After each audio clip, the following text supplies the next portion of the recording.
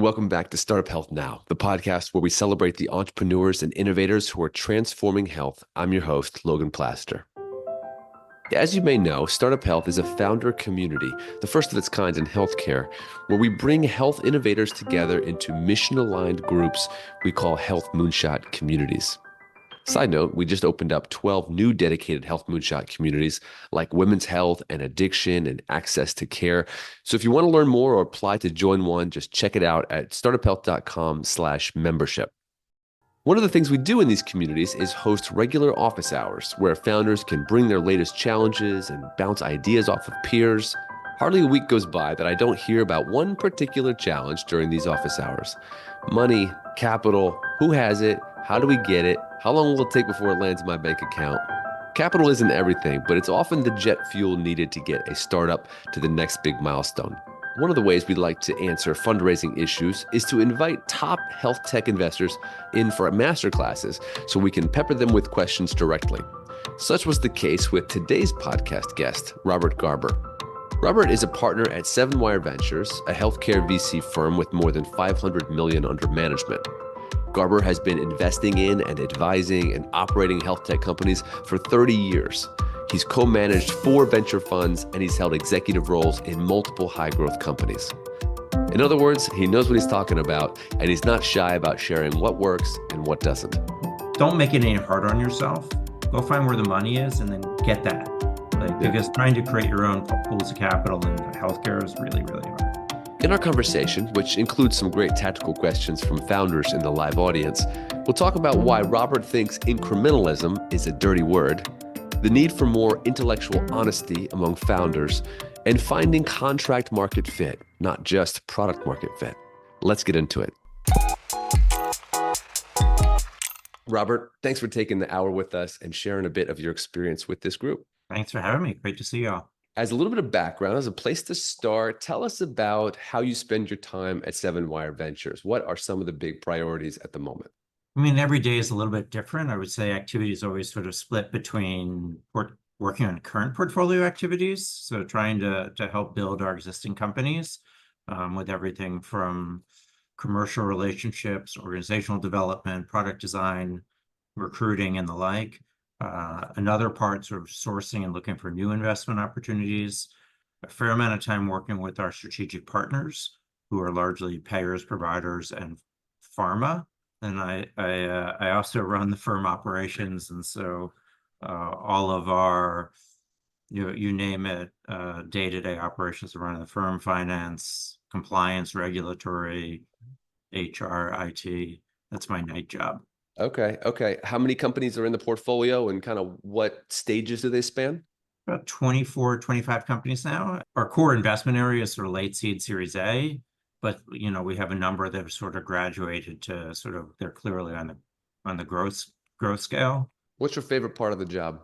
I think the building part, like it's so energizing to meet with passionate, mission-driven founders, and then sort of get to work alongside them and build something that has impact, and then see that impact. I actually started about 27 years ago doing this, and I was doing technology deals, and I woke up after a couple of years and I figured that the world didn't really need any more widgets, and I've been doing healthcare ever since. And so that was about 2000 when I switched. And so just knowing that what we're doing actually does make a difference and have impact in people's lives. Yeah, I can echo that. And I know that resonates with everyone on this call. What are some of the challenges that keep you up at night when you think about your own portfolio and wanting them to thrive and have impact? I think it falls in a few categories. One is I'm really afraid of incrementalism. We have really big problems in healthcare, and there's always sort of this balance between boiling the ocean and trying to solve some real problems. But I think a lot about whether what we're doing as a fund and what our portfolio companies are doing is having enough impact. Like, are we just nibbling at the edges, or actually are we driving real change at scale? Right? In this market environment, it's a lot around commercial concern. The customers have been slow moving in every part of the market and very deliberate. Every customer win is a grind. Yeah. So I want to make sure that our companies are maximizing their opportunities. And exercising the discipline and effort it takes to close deals. Let's take those two challenges. You said fear of incrementalism and the need for bigger impact, and then the commercial concerns, the grind of sales. Let's take those separately and talk about how you actually might coach a founder. So you don't want to be too incremental. You want to make sure we're striving for what we would call health moonshot impact. So how do you actually work with a founder to audit, to really work through that challenge? I mean, honestly, the process for us starts before we make an investment. You know, a key criteria for us is whether or not a company that we're looking at is actually attacking a big enough problem and doing it in a way which could have the impact. Once we're in it, I mean, I think, you know, look, it's all about focus and trying to drive real demonstrable ROI and leverage really objective metrics to track that. And then thinking also about whether or not you're crafting both the product and the narrative in a holistic enough way. You always want to boil things down to its elemental pieces and execute against that. But at the flip side, you know, we've got hundreds of millions of people who suffer from one or multiple chronic diseases across the world. And so, like, you know, we have to think about how are we going to address those concerns. So sometimes it's more just trying to architect a product strategy around addressing problem one, but then what are the adjacent things like comorbidities that need to be on the product roadmap that expand the TAM and expand the opportunity. And so it's a more holistic view. You're sort of answering this, but I'm sort of thinking about the founder who's listening to this and they're wondering, am I addressing a big enough problem? Would my sort of solution and my thinking around this resonate with someone like Robert? So how'd you go about self-assessing and auditing for a founder? I mean, look, exercise number one is doing a really granular bottoms-up market assessment so that you really understand your market opportunity, what's addressable, what's serviceable. And I find that's the place where sometimes people exercise insufficient intellectual rigor or even intellectual honesty, right? They want to tell a big story, and so they craft a strategy and a narrative, put together a big spreadsheet, but it may lack veracity, and the data may be, you know, unsubstantiated, or maybe they're making a series of assumptions that are derived from everything going right. Yeah. And not factoring in enough sort of margin for error. Yeah. So that's usually where it starts. And honestly, like, it's not that challenging, you know, to look at market opportunities and try and build bottoms-up model based on available market data. I think people sort of get caught up in rosy assumptions and not being, because they want to tell that story, but it doesn't feel credible. Yeah. What I'm hearing from you is the need for intellectual honesty and a real disciplined approach. You know, in our pre-call, I got a vibe from you that you really value discipline and a disciplined approach to entrepreneurship. And I got the vision of sort of you being a drill sergeant running a boot camp. Like, I feel like you like to tell folks, call it like you see it, you know, and make sure folks are being honest. So I want to ask you, you know, what are the traits of a disciplined entrepreneur in your mind as you think through some of the elements of your burn, your priorities, kind of the day-to-day? What does it mean to be a disciplined entrepreneur? It's a good question. I would say a few things. One is there are core traits, I think, that are important to have sort of constitutionally, you know, which include like humility, coachability, a willingness to surround themselves by the smartest people that they can find in the market. So those sort of some of the softer skills.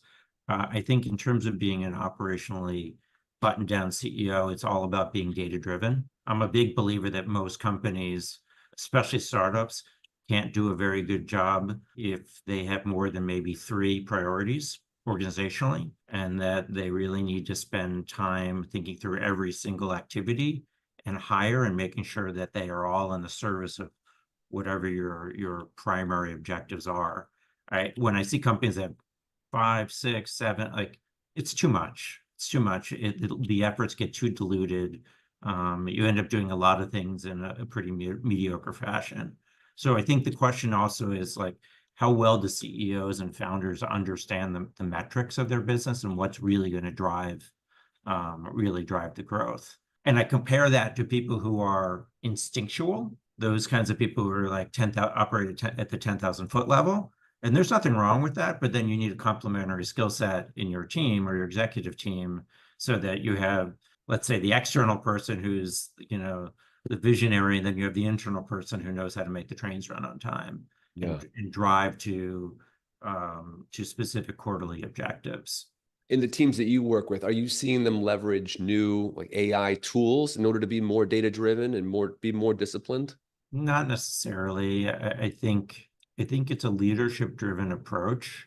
The better CEOs that we work with leverage the data as a really foundational way to get everybody on the team on the same page. You have very specific goals, X number of customers, you want a certain gross margin, you want, LTV, CAC, whatever your set of metrics are, and that everybody's sort of focused on those core metrics, and it helps to level set everybody. I think if you're too amorphous in your goals and your objectives, then it's very hard to manage, and it's even harder to measure whether you're achieving your objectives. Obviously, a question that a lot of founders are going to have when they get introduced to somebody like you is, how can I get funding from a company like 7wire? And so I kind of want to just go through like a lightning round where we can answer a few of the most common questions that I think will bubble up.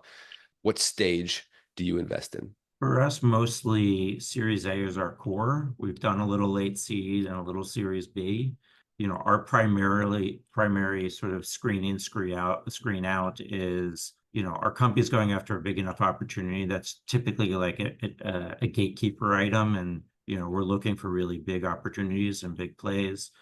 Two, we look for. I had a colleague, which I've stolen his term over the years.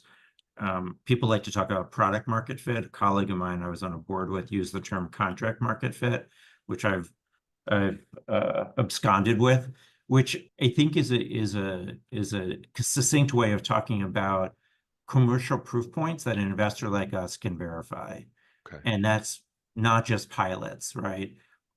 One of the biggest challenges, which sounds kind of trite and simple, is really trying to understand whether or not a company is solving a big enough problem that customers are willing to pay to solve at scale, right? So there's a lot of tire kicking in healthcare, and so we spend a lot of time trying to understand whether or not whatever pilot implementations the company may be working on, where are the proof points that they're going to expand into broader commercial agreements?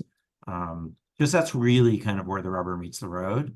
And so we look for a lot of commercial proof points. So people are always like, what's the level of ARR revenue? You're like, that's not the question. The question is whether or not you can build a verifiable pipeline of commercial opportunities that have a chance of being big, right?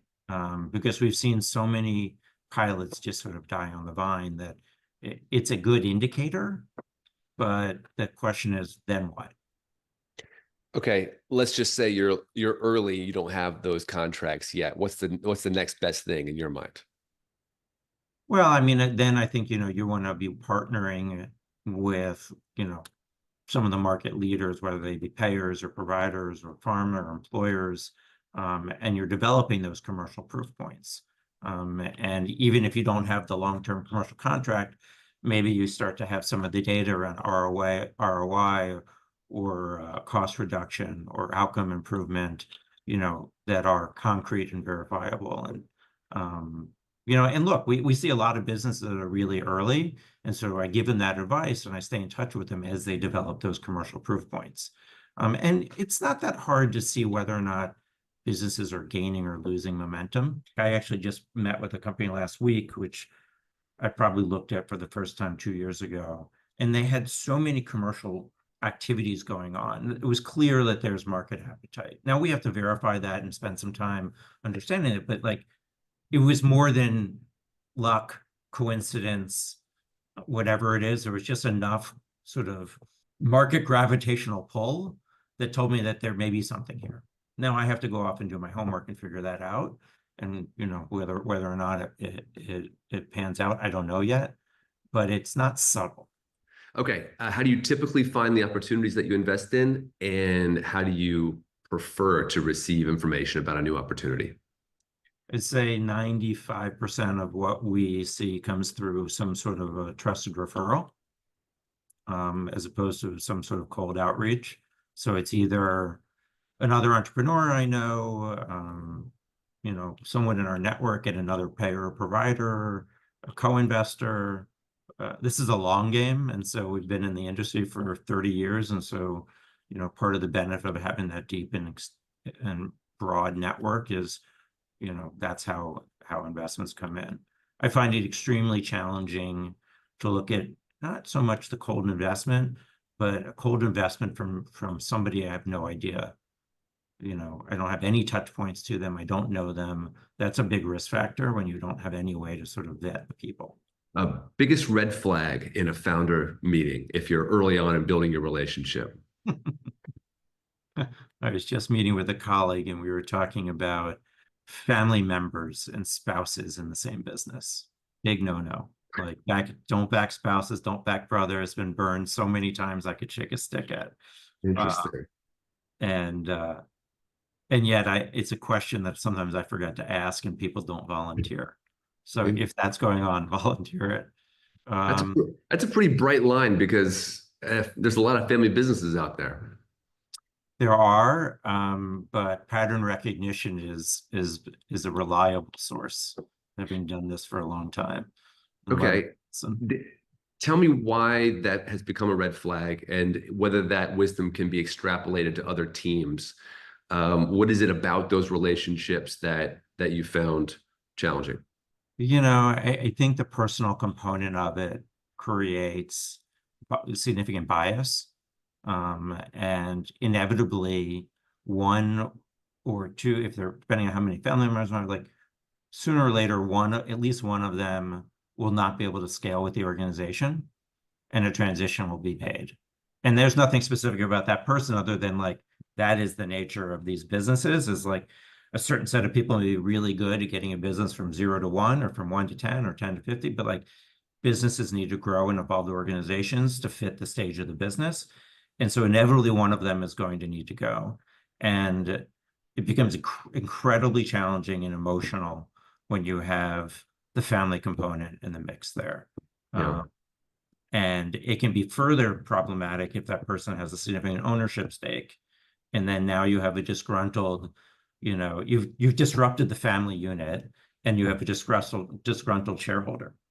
You know, I had about 20 years ago, I backed a company that was run by brothers, and it exploded, and the two brothers haven't spoken since. Interesting. It was tragic. It was really tragic. So I just have learned that there's more downside than upside. Interesting. Okay, let's take a couple questions. We'll take a couple questions from the chat. We're going to go to Michael Harris from Niche. My name is Michael Harris. I'm the co-founder of Niche, Novel Interventions in Children's Healthcare. You know, I was listening intently about the nibbling at the edges issue, and we really are focused on a very small sliver of the population who've been left out of pretty much all of our healthcare innovation. And what counsel do you have for a program like ours when, you know, the heavy hitters are getting most of the money and these kids continue to languish and not get access to the highest level of care? I know this space quite well. I think I'd first say, I'm not sure I would agree that perhaps the money may be going elsewhere, but I might challenge you and say, I still think this is a pretty big problem, you know, and the social needs crisis is real and pervasive.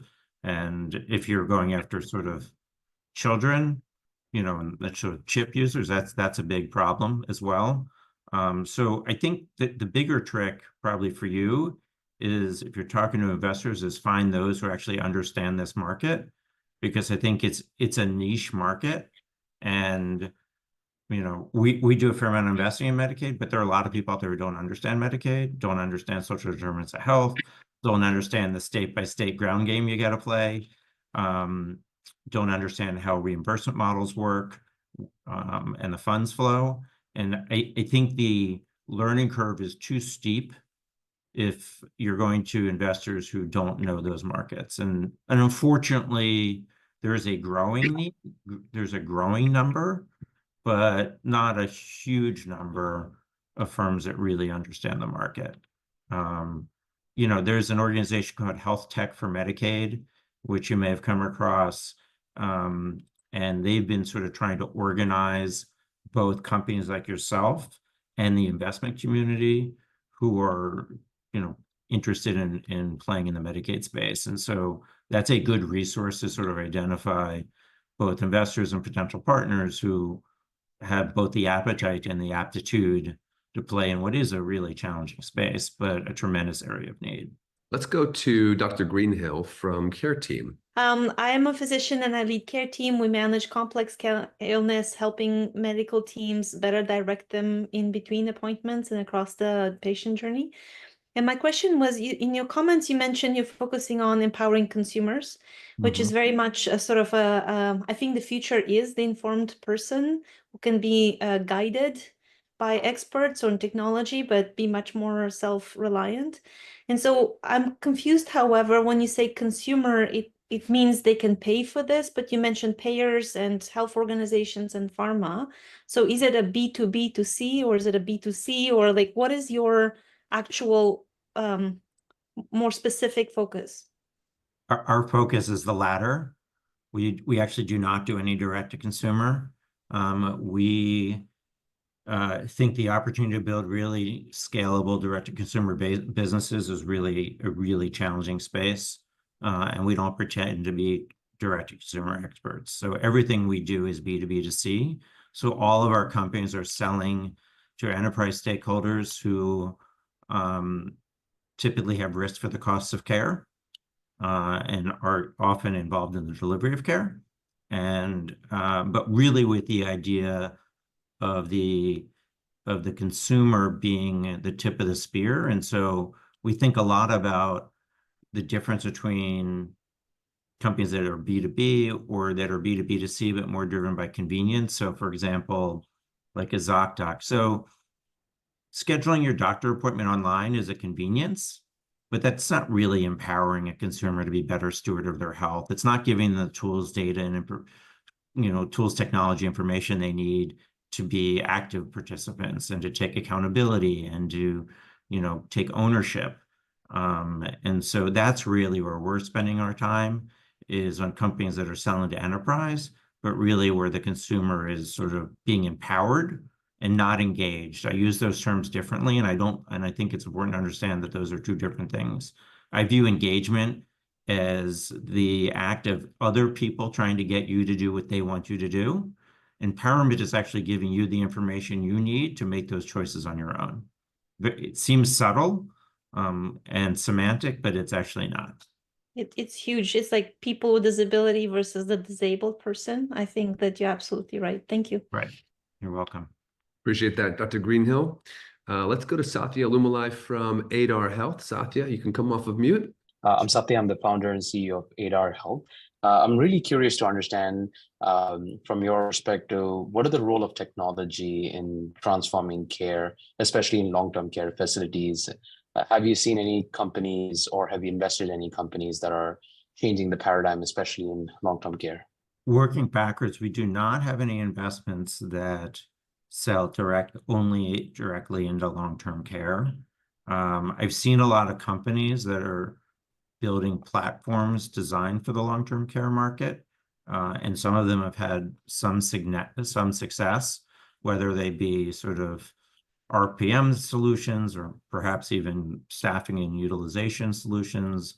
And I think, look, in a time where we have limited resources, staffing shortages, a growing population in long-term care facilities, technology is a tool set. It's an enabling tool set. I still think that one of the big challenges to overcome is workflow. And I say that in any provider setting, whether it be long-term care, SNFs, acute care hospitals, whatever it is, like figuring out how to take your technology solution and integrate it into the existing workflow with as little friction as humanly possible is sort of, sort of prerequisite to get traction. I think it just, people are very set in their ways and how they deliver care and work their jobs. And so I would say if things don't work 95% of the time, it's not a technology issue, it's a workflow or misaligned incentives issue. Robert, if I could dig it, Satya, thank you for that question. Yeah. Robert, if I could follow up on that, almost every founder who's listening to this is going to be thinking, okay, do I fit into the workflow? How can I fit into the workflow better? It's like we all know it's the problem.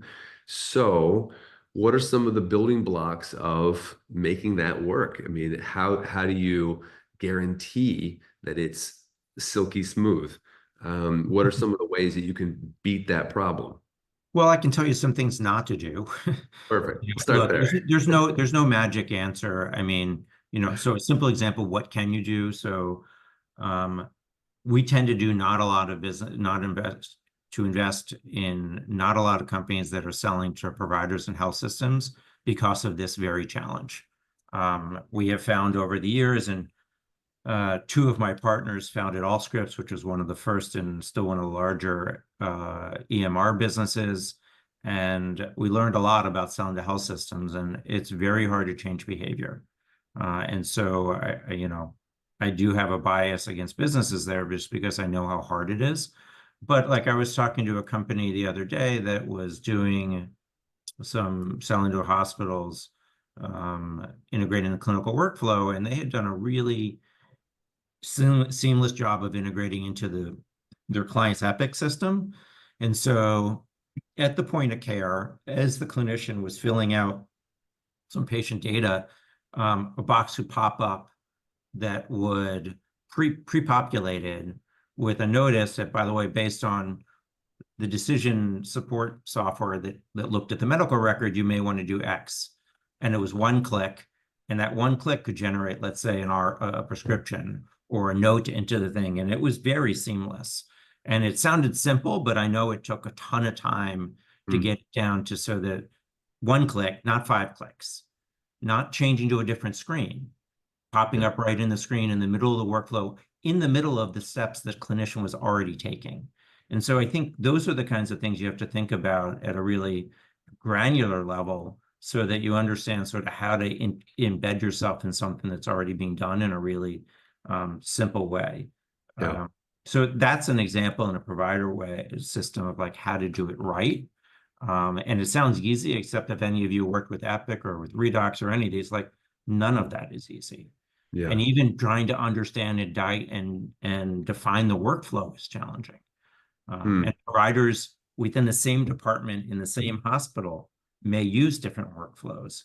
And so, it tends to get pretty complicated. Yeah.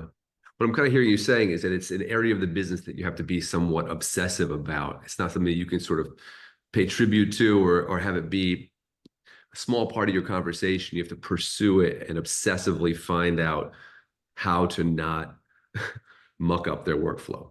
You do, and then you need to make sure that you have the right champions and the right leadership support, from the stakeholders, right? Like, so for example, to think that you're going to go change clinical workflow and ignore the nurses and just go talk to the doctors is a pretty myopic view, right? Like, understand who controls the patient experience, what are all the different inputs, what are the different systems they use, who all the different stakeholders are. Like, it's complicated, and remember, these are people that are overworked, prone to burnout. And so like telling them to do one more additional step, which to us may seem trivial, to them is, I guarantee you, not trivial.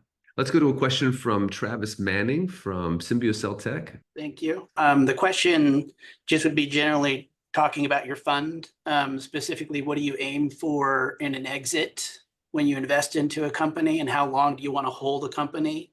And then additionally, what kind of return on investment do you look for? And then additionally, as a company goes through its life cycle, you talked about market acceptability and your commercial proof points, right? It'd be good to hear an example where you've walked away from an investment and you said, no, that doesn't have the commercial acceptability that we see a pathway for? So everyone's a little bit different. We underwrite typical in our early stage opportunities to a 10x cash on cash return over the life of investment. I would say typical hold times are 5 to 7 years. Sometimes we get a little lucky and it's a little shorter. A lot depends on market cycles, and what's going on right now is a longer term market cycle. You know, a few years ago, things were moving a little more quickly. But that's typically, we want to see, without having to sort of squint too hard, that based on a reasonable set of assumptions and a model we build internally, that we can achieve a 10 times cash on cash return. In terms of opportunities that we've looked at and turned away, about half of our own investors in our funds are payers, providers, pharma, employers. And so it's fairly easy for me to pick up the phone and call a number of them and say, we're looking at XYZ, and is this on your list of priorities? And if I get 3 of them to tell me it's not, that's a pretty good indicator. We're also involved in a few groups, innovator groups, where that are designed to sort of curate connections between payers, providers, and pharma and entrepreneurs. And so I have access to sort of a lot of the commercial partners and the customers that are buying this that way. And so a lot of it really is talking directly to the customers and trying to understand if this is something that's really a priority. And a priority is like top 5 issue, right? Not top 10, not top 15, because most of them are only focusing on things at the very top of the list. So for example, if I call any of them, tell them I have a solution for GLP-1s right now, everybody will listen. If I call them up and tell them that, you know, we're trying to solve for workplace productivity or absenteeism, which are historically very hard to measure, there's soft dollar costs, most of them will say, we've tried everything under the sun, and this isn't a priority for us. Let's jump to Richard Hambury from Sana. Hi there. Thank you again, Lakeland. Good to see you. And Robert, thank you very much. We are an audiovisual neuromodulation device. We are DoD funded for PTSD involving trials in the VA. And we're about to submit a de novo for neuropathic pain. We are going along the typical pace you'd expect a company doing those things to be doing, having done a lot of shots on goal. These are the ones we're doing. But out of the blue, Israel in its current state contacted us through the DoD, DHS, and 3 other places. And they're wanting us to complete a trial by January and then order the 1,000 devices we have in inventory. And then if we deliver on that, deliver the next 20,000. And we're underfunded, we're a small team, and we're looking at suddenly having to deal with that. And I wanted to pick your brains on, you know, what are the biggest mistakes you've seen people do in scale up when suddenly they hit product market fit, when they thought they were years away from having to worry about a lot of stuff? Yeah, I mean, in some respects, it's a high class problem. You know, it's still scary. Yeah, I would say, you know, this is where execution really happens, right? Where you have to test your manufacturing and supply chain, where you have to think about quality control, where you have to think about service in the field, you know, all these logistics that impact whether or not you're successful or not. And I would concur with you. There are a lot of growing pains between when you might have a few hundred units out there and suddenly you have to ship 20,000 units. And so, you know, I think the advice I would give you is to analyze every single step of your processes, controls, QA, manufacturing, and even bring in a consultant or 2 if you need them to verify what you're doing. Because the biggest issue I've seen is that when it looks fine on the lab bench, but when you go to commercial scale up, it explodes on you.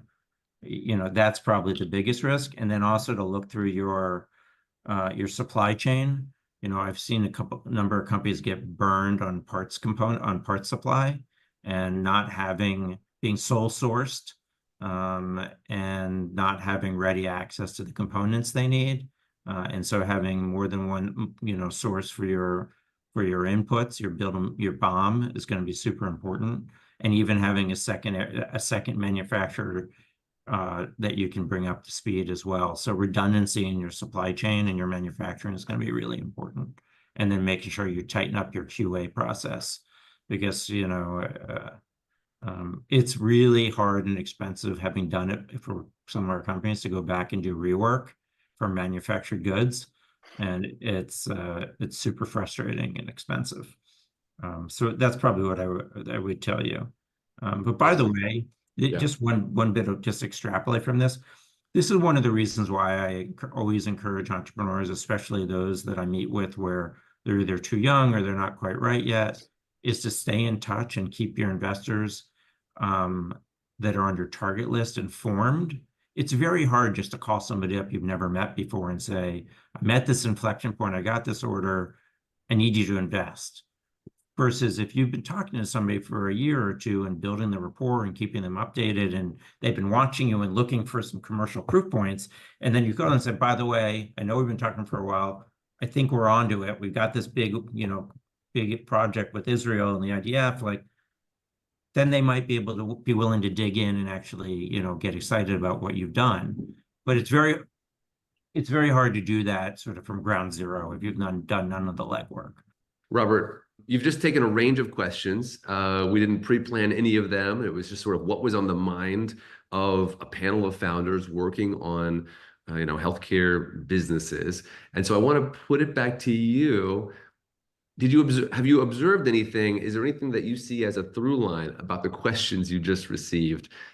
I think path to commercial viability and the business model always, comes out of most of the threads, and that's not uncommon. I hear that from a lot of people, sort of,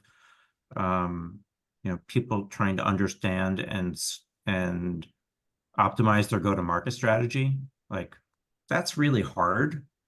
And then figuring out who's going to pay you, and how do you engage those users or the end users is really challenging. So that's the common thread.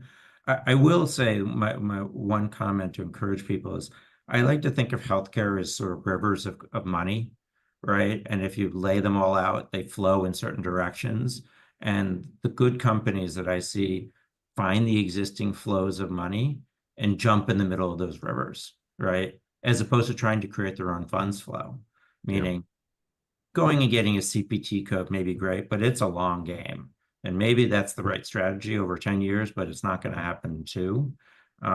Creating, new business models where people haven't paid for a type of business in a certain way, it's really hard, right? People want you to do it frictionlessly in the existing reimbursement structure, and ultimately tie it to performance.